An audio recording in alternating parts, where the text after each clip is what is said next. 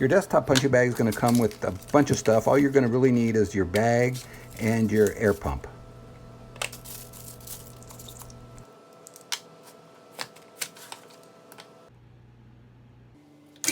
Using a 5/16 bit, we're just going to go ahead and drill a hole in the center.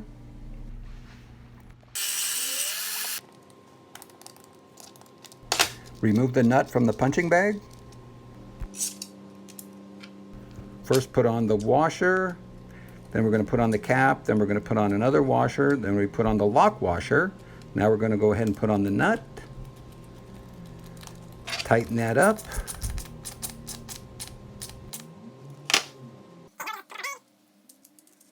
Let's pump up the punching bag. Of course, you want to wet the needle before you insert it. Pump away, nice and full. Remove our reflex stick. Pipe cut at 3 feet, and 3 feet I found is a good length. So we're first going to take and screw this on. We removed our reflex stick. We're going to move that on. Then we're just going to take and we're going to put a little bit of, we're going to put some glue here. Let's put some glue in here. PVC glue. We'll put a little bit of PVC glue here.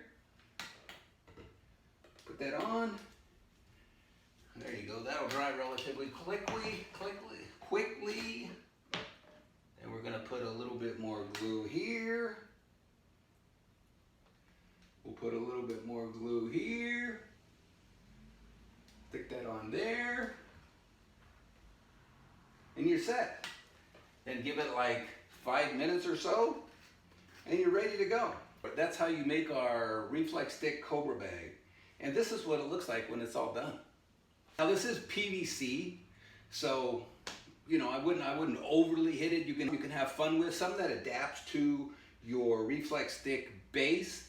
And I only recommend doing this for the Reflex Stick base with the sand filled.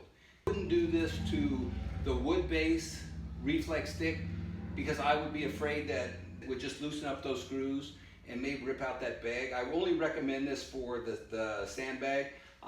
So by the time you take the 40 pounds of approximate weight for the sandbag and you have the 20 pounds, so we have about 60 pounds that are really required to keep this pretty steady.